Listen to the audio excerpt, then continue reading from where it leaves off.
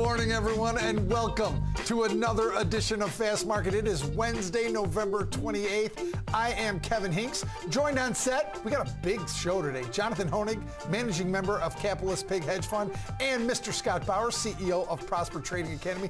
Guys, good to see you. Jonathan Honig, let's take a moment here. Great to be here. You have a book. This is my new book. A new textbook of Americanism. Now, you are the editor of this book. You released this book, and it is basically, tell us what it is. It's with Ayn Rand, right? Yes, Kevin, the textbook of Americanism is a real, easy, accessible primer for young people all the way up to adults on what this country is all about. I mean, whether you're left or right, there's a real battle about the real soul and nature of Americanism. I'm a trader. I'm a capitalist. I think America is all about capitalism. It's about making money. So you can check it out at textbookofamericanism.com. Thank you very much. I am an Ayn Rand groupie. So, good. Well, let's take a look at the markets, guys. We've got some numbers coming out, but really what this is all about right now, we've got an 11 o'clock Jerome Powell discussion that it looks like, as we sit right now, because of the GDP number that came out pretty much in line, we've got this market poised and waiting for Jerome Powell. Am I seeing that right, Scott Bauer? Well, first off, I wish I was a fly on the wall in President Trump's room watching this right now, because that would be probably some great theater. But yeah, that's what the market is waiting for. And I'll be honest with you, I think there's more hype out there than what we're going to see. I don't see him deviating whatsoever from the policy that they've set forth. You know, the revised GDP number, right in line. Nothing has really changed in terms of what may happen with the potential December rate hike, which is priced in at about 80% right now.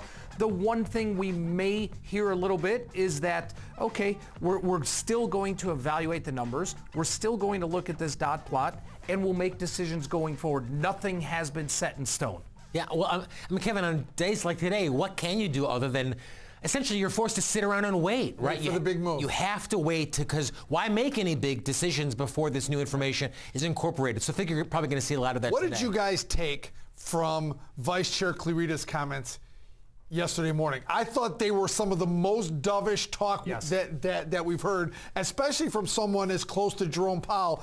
You know, he actually said data dependent going forward. I think December, you guys tell me, I think December's in the books. It's done. But going forward from there is where it gets a little, everyone's waiting to see if Jerome Powell takes a different tack today than he normally did. Let's go ahead, Scott. No question. It was definitely dovish. That being said, this wall between this independence between the Fed and the presidency has to still remain. So I don't see Jerome Powell really saying anything that's going to tip his hand. I don't think he's going to change course. Like you said, December's, in my book, it's not 80%, it's 100%. Right. Because I agree. At this point, if they were to back off from that, that completely tears down that wall. Exactly right. Jonathan, there's a lot of discussion about other ways. Steve Mnuchin's been talking a lot this week about he's really checking with his group, right? He's got a bond group that gets together and meet. It's called the Treasury Borrowing Advocacy Advisory Committee. They're going to come up with the right level for interest rates, right? But they know what it's supposed to be. What he's been asking them is what I read about is, what if they slowed down interest rates but picked up the pace of the balance sheet? Yep. Would that be a way? And he's really been polling people on other ways to do it. This is why I am a technician. This is why I trust Price, is because Price, distills down all this fundamental information and says, it is what it is. So when I'm looking at, just bonds and credit in general, I take that line from, reminiscences of a stock operator where it says, it's a bear market.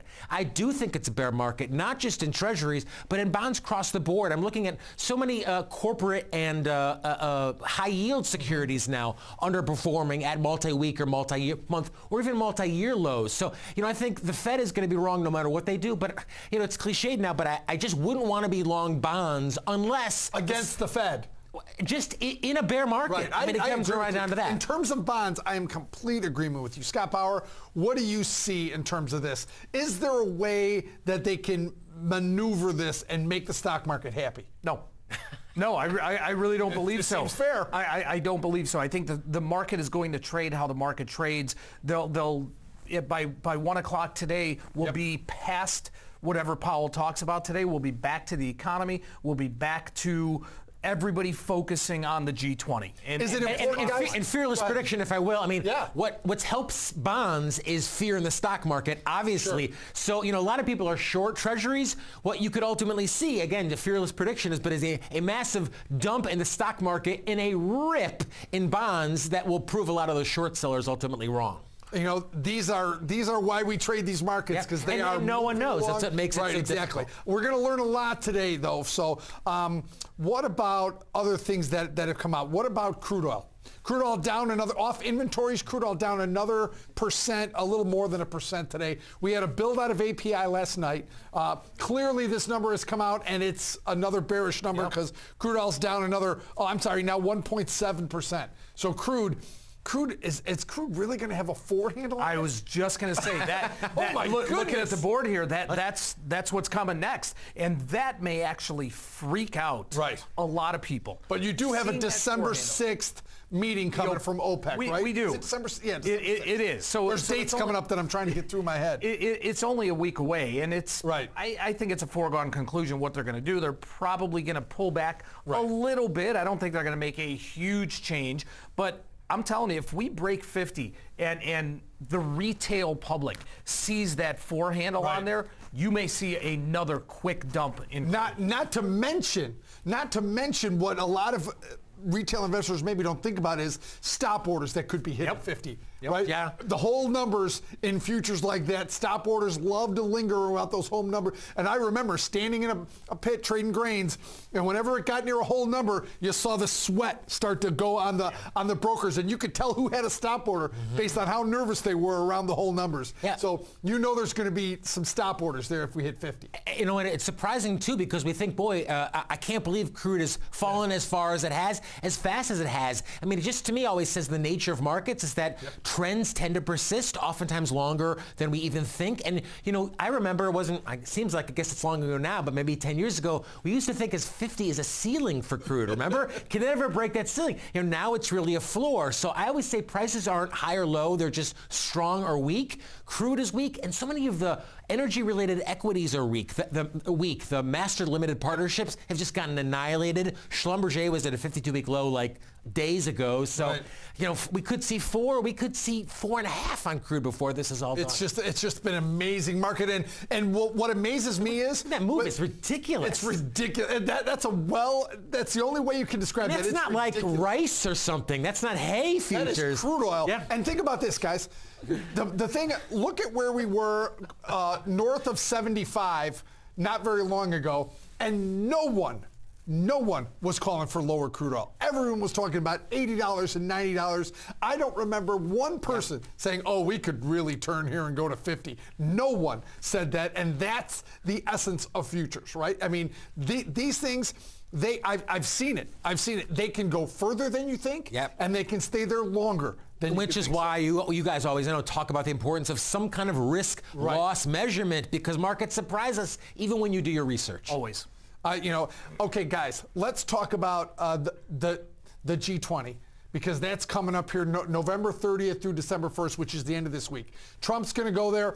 The meeting with Xi Jinping is late in the conference, but he's got, I'll go through it. He's meeting with Xi Jinping and Vladimir Putin, Argentina, Germany, South Korea, Turkey, Japan, India. He's meeting with all those countries while he's there. Something's going to come out of this. It's just a matter of what. I don't know what, but some big news is going to come out. We're stock investors, but the president moves stocks, and politics moves stocks these days. Apple got hit after the president, threatened essentially increasing those tariffs on China. Yes. So, GM is a perfect example. A lot has hurt GM. We've talked about that this week, but the tariffs are one of those examples. Right. So, again, you're going to see movement coming out of the G20 just based on tweets, if nothing alone, from the president. Scott Bauer, that is a great segue to what I'm going to talk about next, and that is Trump. Now, we're not going to get political here. We're talking about Trump from a trading perspective and pressure. He puts pressure. He's currently got pressure on Jerome Powell. Yep. Right? General Motors, and he's also got pressure on name one. He's got global economy. Yeah, global economy. China, right? He's got everywhere. Steve Mnuchin, he's talking about pressure. Is that what see, people hear this and they get so upset. And when I think, even if he likes you, he believes in pressure on you to act. Well, and which is why, again, I mean, I always go back to the stocks themselves. Steel is a great example. I mean, a lot of people anticipated that the president's tariffs on steel would help the industry. Maybe they invested based on that. I mean, steel stocks, guys, as you know, all at 52-week lows. Spiked and then didn't hold. So, you have to invest based on price and your own perspective. I want to talk about the psychological aspect of trading in this marketplace. Because there is one. There 100% is one. And this situation with the G20 this weekend and everything that has happened with President Trump and the pressure that he has put on different on everybody, sectors, on everybody, it's gotten a little old. Yeah. And I think the market is starting to take it as, it's passé at this point. Almost like that old story of the little boy that cried wolf. And so I am looking at this as an experienced trader that's been through this to actually take the opposite of the first move of what happens. It's diminishing returns. I don't want to do anything ahead of. I'm not going to play that, something happens grandiose that's going to make the market rally 5% or fall off 5%. Right. I want to take the opposite of whatever that first move is. And think about this. General Motors, the day that they announced these plant closings and layoffs, stock went up. Yep. That's the truest barometer of what they're doing. Is it the right move? Right? Jerome Powell, he's never answered anything that Trump has said about the Federal Reserve. He's stayed on his path. He's actually made comments that are more data sensitive, but he's never wavered on all this. And this is, one of the great lines from Wall Street. Kevin and I were quoting some Wall Street before the show is, Gecko's famous line, don't get emotional about stock. The president, take politics out of it. The president gets very emotional. Yes. We as investors can't get emotional. So whatever you like, whether it's X, Y, Z or anything, you put your loss in, but you put your stop loss in knowing that you could be wrong. And that is the total psychological side of trading, and why as experienced traders like we all are, you look at that and say, there's golden opportunity here. Right. Exactly right. Okay, guys, let's do a quick swipe through the economic data today. Second look at third quarter GDP. No real surprises here. Maybe a little light on consumer spending, but the headline number, 3.5%. I think everyone just pretty much wanted to see that it held that 3.5% number, and it did. No real shocker here. It looks like by the bond movement, I don't think they moved at all based on this number. So they pretty much shook that off. How about this? Mortgage apps. Did you see that number? That was the mortgage apps there. Up 5.5% on the composite, 9% higher in purchases, and 1% higher in refinances. Buyers? Back in the housing market? Whoa, timeout. No one, again, talk about things, we should have our own segment. Things that no one saw coming. Well, interestingly, just from the market's perspective, is that, REITs, you'd think, REITs, which led down 2006, 2007, they were cracking. Even during the October sell-off, REITs held up really quite well. I've been super impressed with them. I can't say I own a lot of them, but, maybe if it's this time again, maybe it's not real estate leading the charge lower. Yeah. New home sales, though, a little lower. But how about, so we're getting some mixed data out of the housing market, but at least, here's the thing about mortgage apps. It's a weekly number. It's volatile, right? So it can move all over, but at least it's positive. It's not volatile on the downside, at least. No, I think it's a reflection maybe. Here's our new home sales number on the screen, by the way. I think it's a reflection maybe of the huge spike in rates that we had has tapered off. So maybe there's a bit more confidence now in the marketplace from people looking to refi that, okay, rates have come back down now. Maybe this is the sweet spot where I got to lock in. Can I ask just an honest question, though, Kevin? Yes. Home starts or something like this, housing starts, how do you even start to think about what do you trade with that? What is that connected in terms of the market? General setting, that's home builders. Home builders is what you could obviously go to, the Lennar, KB Homes. What do you look at? I go right to home builders. Okay. And that's what seems to have lagged, and I refer to it as the domino that hasn't fallen yet on this market, right? Wages are just starting to show some signs of life here. I think home prices and the housing market will be the last domino to fall. Scott Bauer, your thoughts? Totally agree. And then I think you have to look at some of the big retailers in that space also, like a Home Depot, a Lowe's, that they've been battered for reasons other than probably the housing market. But now, if there is going to be a little bit of a turnaround here, maybe that feeds into stocks like that, and take a look at those that have been, down 10, 15, 20%. All right, guys, let's move on to our first trade of the day that we're looking at, and that is Starbucks. Now, Starbucks is a name that came out with earnings on the 1st of November, and the stock had a huge move off their earnings, as you can see on the chart here. Matthew, follow me to the chart here on Starbucks. You can see the gap, but it hasn't held. After staying range-bound for, a year and a half, it jumps up to this level and is having trouble holding a 6 handle here, even though it's trading around $66, but it's a little shaky up here. So, I mean, Starbucks is a very popular name. Starbucks is a company that has proclaimed that they are a growth company for a long time, but really some of the growth has kind of, weaned a little bit, right? They remember they had a big down move earlier in the year when they came out with only 1% growth in Starbucks, and so and then a huge recovery this quarter. Guys, how do you play it? How do you play Starbucks here after this enormous move? Now, here's what I noticed. It seems like below 50, it didn't spend a lot of time below 50 because the company was buying stock. But now we're at 66. That's a little different story than $48 and $49 and $50. How are you looking at Prosper Academy with Starbucks if you're trading it at all? I look for it to be range bound at least over the next couple months going into next earnings. This is a stock that typically, once it makes a move, it stays there for quite a while. You can see it on the chart. Right? The chart says that. It stays there for quite a while. So barring any stock-specific news about executives or anything maybe coming out of China that they're pulling back, ramping up new stores and growth there, I think you have to play a pretty range-bound move here.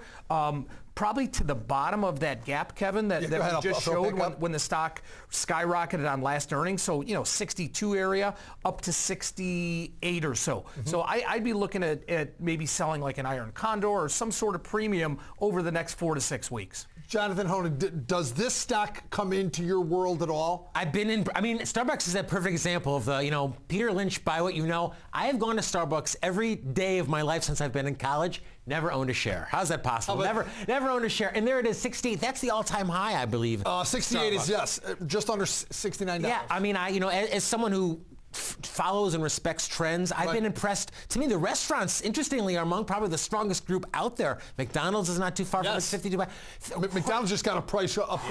Cracker Barrel stores, some of these move yesterday. Yeah, some of these restaurants are actually quite strong. So can't say I own it, but I certainly wouldn't fight it.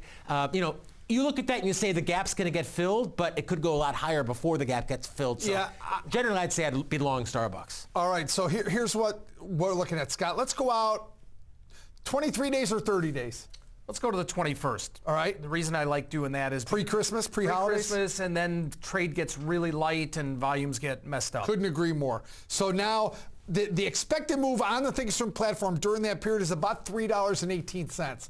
Is that where you start to look at something if you're looking range bound? Do you go there or do you go pure percentages? I mean, if you go to the percentages, the good news is it lines up pretty close. 63 is right about 75%, and you're getting about 50 cents on the 63 put. Not only that, Kevin, but that 3 1/4-ish move or so to the downside takes you almost right to that gap area. Yes, where it does. And then to the upside, 63 would be like right around there. Yeah, and then to the upside, it takes you just about back to its highs. So I would love playing off of those levels. It's just a matter of how much premium can I collect. Right, and that's one of the things with Starbucks, not big premiums in the options. Exactly. The probabilities of the stock staying within that range is pretty good. You can see 75 to 80% probably on both sides, but I've got to get more than 40 to 50 cent premium on that. Right, it makes it difficult. So how do you do that? Well, you can do two ways, right? If you